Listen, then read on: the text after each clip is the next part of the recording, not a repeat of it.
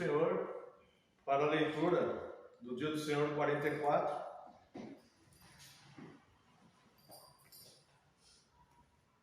Nesse Dia do Senhor 44, estamos encerrando no estudo do Catecismo os 10 mandamentos e chegamos agora ao 10º mandamento: não cobiçarás. São 3 perguntas, perguntas 113, 114 e 115. E se Deus permitir, na próxima semana, começaremos a estudar a oração, as petições da oração que o Senhor nos ensinou. Hoje, no entanto, estudaremos brevemente aqui, rapidamente, acerca do 10º mandamento: não cobiçarás. Pergunta 113. O que exige de nós o 10º mandamento? Resposta: que nem o mais leve pensamento ou desejo contrário a quaisquer mandamentos de Deus jamais deveria surgir em nosso coração. Antes de todo o coração, devemos sempre odiar todo pecado e nos deleitar em toda justiça. Irmãos, olha que interessante que o Catecismo fala aqui. Que nem o mais leve pensamento ou desejo contrário a quaisquer mandamentos de Deus jamais deveria surgir em nosso coração. O 10º mandamento: não cobiçarás.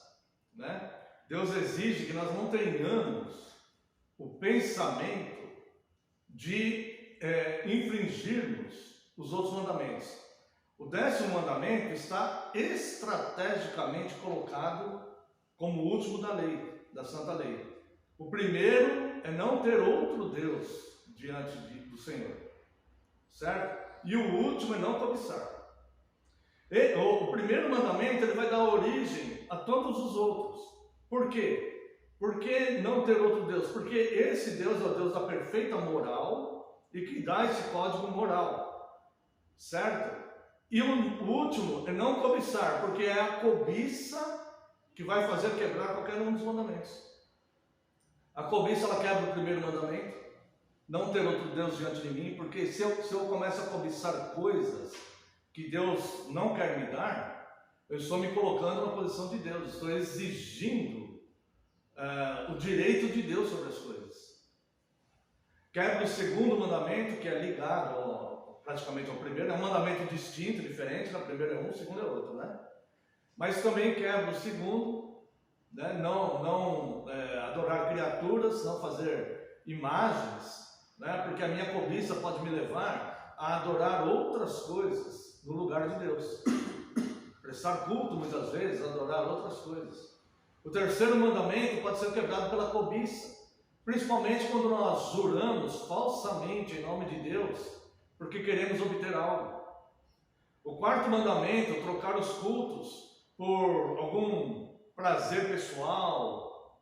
Então é uma cobiça, nós estamos nos colocando acima do dever de estarmos cultuando todo domingo conforme o mandamento manda. O quinto mandamento: não honrar pai e mãe, não honrar as autoridades. Muitas vezes nós cobiçamos coisas que essas autoridades não querem nos dar. Então nós deixamos de honrar, deixamos de obedecer essas autoridades, porque o nosso desejo, a nossa cobiça interiormente para nós está acima daquilo. Então nós priorizamos nós mesmos e não aquilo, que as autoridades superiores, para nos conduzir em segurança no caminho de Deus, falam para não fazermos. O sexto mandamento: não matar, é cobiça. Os irmãos já ouviram falar de latrocínio. Infelizmente, nos nossos dias, todo mundo ouve falar de latrocínio, A pessoa às vezes mata para roubar, ou mata para receber um seguro de vida, ou mata alguém para obter algum benefício. Isso é cobiça. Adulterar é cobiça, estamos cobiçando alguém. Furtar é cobiça, estamos cobiçando algo de alguém. Levantar falso testemunho contra alguém, o 9º mandamento, é cobiça. A nossa cobiça nos leva a desejar o mal para aquela pessoa e levantamos uma falsa denúncia contra ela, por algum motivo. Então o 10º mandamento ele está estrategicamente colocado no final da lei, tá? E aqui, né, o catecismo ele vai dizer que nem o mais leve pensamento ou desejo contrário a quaisquer mandamentos de Deus jamais deveria surgir em nosso coração, porque um desejo que seja contrário aos mandamentos anteriores é a cobiça. Esse é a cobiça, né? E Tiago ele fala, né? Nós somos tentados pela nossa própria cobiça. Pela nossa própria cobiça nós somos tentados, né? Então é a cobiça que nos leva a quebrar a santa lei de Deus, os mandamentos de Deus. Então Deus exige no 10º mandamento que nem o mais leve pensamento. E quando esse pensamento surgir, nós temos que nos opor a ele, a esse pensamento, né? Depois diz aqui: antes de todo o coração devemos sempre odiar todo o pecado e nos deleitar em toda a justiça. Nós temos que ter isso bem definido em nós. Nós caímos, é verdade, podemos negar, ninguém vai conseguir cumprir a lei totalmente, mas é odioso, para nós isso deve ser odioso. Odioso, não algo natural na nossa vida, algo que nós já nos acostumamos, algo que já não ligamos mais. Observar os mandamentos é se importar com eles, tá? Então isso deve ser algo odioso na nossa vida. Puxa, eu quebrei tal mandamento, né? Eu não deveria ter feito isso, eu me arrependo profundamente. Isso tem que causar tristeza em nós, né? Nós ficamos tristes por tantas coisas que não vale a pena, irmãos. Porque a única tristeza que Deus usa a nosso favor é a tristeza do arrependimento. A tristeza do arrependimento ela é benéfica, ela é boa, ela tem que existir. Nós temos que nos arrepender. Nós nos entristecemos muitas vezes porque ficamos contrariados. Nós nos entristecemos até, irmãos, muitas vezes porque queremos o pecado e não conseguimos. A única tristeza que Deus usa a nosso favor, que é benéfica, que vale a pena, que é útil, é a tristeza do arrependimento. Essa sim, tá? Depois vem a pergunta 114. Mas os que se converteram a Deus são capazes de guardar esses mandamentos perfeitamente? Resposta, infelizmente não, né? No catecismo não está infelizmente. A resposta não, ponto, né? Mas podemos dizer infelizmente, né? Podemos guardar? Não. Nesta vida, até mesmo os mais santos têm apenas um leve começo dessa obediência. Olha o nosso estado de miséria, como ele vai sendo transformado ao longo da nossa vida, até ficarmos prontos para irmos para a glória, né? Então, olha quanta coisa Deus vai trabalhando na gente, quanta coisa é necessário ser transformada, né? Então, por mais tempo que a gente viva aqui, essa coisa vai sempre estar presente, essa falha em nós, né? Ela vai diminuindo, até o ponto de Deus nos transformar no final de alguma maneira. Então, nesta vida, até mesmo os mais santos têm apenas um leve começo dessa obediência. Mesmo assim, com sincero fervor e propósito, eles começam a viver não apenas segundo alguns mandamentos de Deus, mas conforme todos eles. Então a gente começa a querer observar todos, olhamos para alguns falando, puxa, que difícil. Mas nós olhamos e oramos e jejuamos e vamos nos fortalecendo na Bíblia, nos cultos. Nós não negligenciamos a comunhão, os cultos, porque é meio de graça. Leitura bíblica é meio de graça. Os cultos são meios de graça. Os sacramentos são meios de graça. A oração é meio de graça. É assim que Deus vai nos fortalecendo, para que a gente consiga vencer essas dificuldades. Se nós negligenciarmos a leitura bíblica, negligenciarmos os cultos, nós estamos nos autocondenando, porque nós não vamos ter forças para fazer uma tarefa como essa, né? Então, é por isso que nós precisamos nos importar com esses mandamentos, tá? Depois vem aqui a pergunta 115. Se nesta vida ninguém consegue obedecer perfeitamente os 10 mandamentos, por que Deus manda que sejam pregados com tanto rigor? Resposta: primeiro, para que ao longo da nossa vida possamos cada vez mais estar conscientes da nossa natureza pecaminosa e assim buscarmos com mais fervor o perdão dos pecados e a justiça de Cristo. Olha o amor e a graça de Deus aqui. Tá? Por quê? De qualquer jeito, ao terminar a nossa vida, a sentença será dada. De qualquer jeito. Não importa como a pessoa viveu, deixou de viver, de qualquer jeito a sentença será dada. Ou salvação ou condenação. Crendo ou não crendo, ninguém vai fugir disso. Ninguém vai fugir disso. Né? Todo joelho terá que se dobrar diante de Cristo. Toda língua vai ter que confessar que Ele é o Senhor. E a sentença vai vir. As obras de cada um nos acompanharão. Tá? Deus exige que se pregue isso com muito rigor. Por quê? Para que seu povo tenha consciência. E não uma vida de ilusões, como se estivesse anestesiado, entorpecido. Como se esse pecado não fosse ser cobrado um dia. Como se não houvesse a sentença. Então, Deus não engana. Não engana. Ele explica. Então, os 10 mandamentos, essa lei de Deus, ele tem que ser pregado com rigor e insistentemente, para que a pessoa não perca o contato com isso, e seja que isso saia da memória, e que os apelos do mundo comecem a sufocar essa grande realidade. E a pessoa como que entorpecida, sabe? Aquela pessoa que ela perdeu a consciência, é um ébrio, vive ébrio, nunca tem momentos de consciência, de sobriedade, né? Nunca está sóbrio, não. É por isso que esses mandamentos eles são ensinados. Por quê? A igreja de Cristo sabe disso.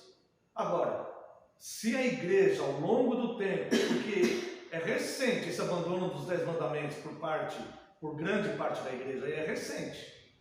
Tá? Se a igreja ao longo da sua caminhada começou a abandonar os 10 mandamentos, ainda assim o pecado vai condenar o homem. Então, a resposta aqui é: primeiro, para que ao longo da nossa vida possamos cada vez mais estar conscientes da nossa natureza pecaminosa. Se a gente não analisar, nós vamos falar: ninguém tem sangue barato, todo mundo é igual, errei, mas Deus sabe os motivos, e começa toda aquela justificativa que não vai resolver nada, só vai nos anestesiar, só vai nos enganar, só vai fazer com que a gente não pense numa realidade que um dia estará diante de nós, irrefutável, irreversível, né? Não vai ter o que fazer. Então é muito melhor nos preocuparmos com isso agora, né?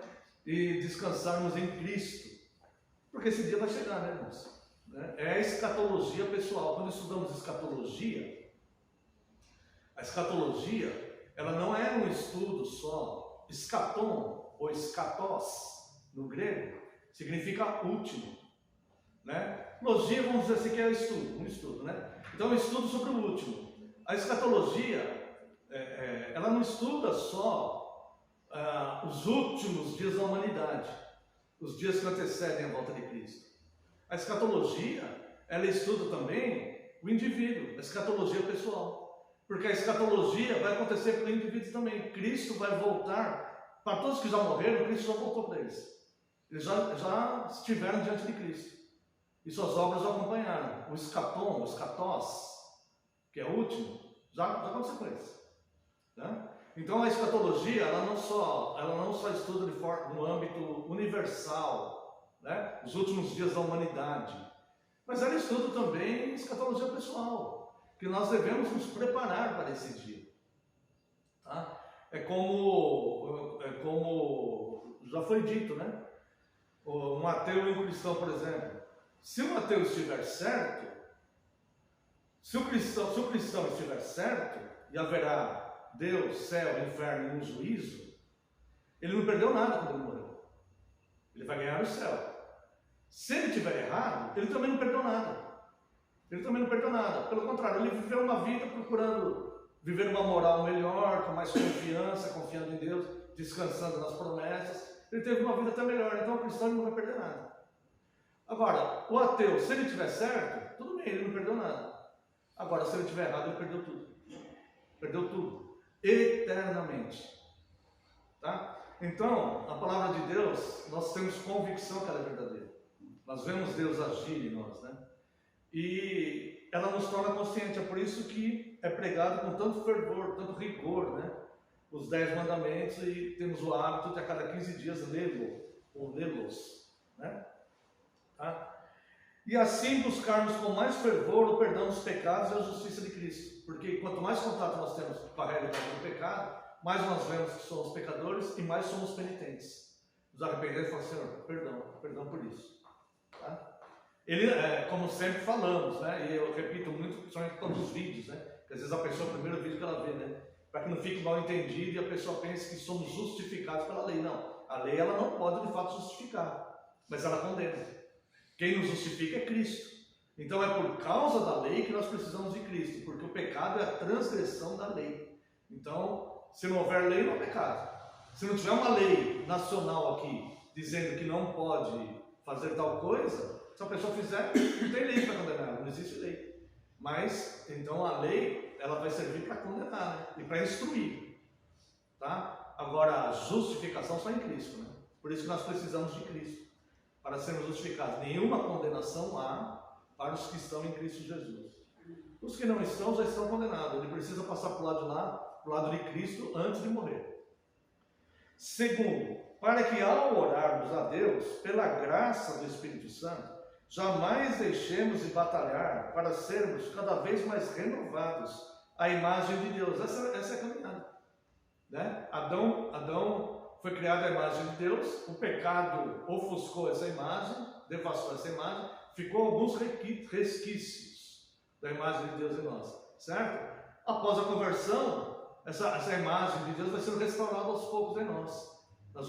Essa transformação, ela vai acontecendo gradualmente, enquanto nós vamos vivendo, né? E Deus sabe o tempo da nossa vida, Deus sabe como trabalhar isso.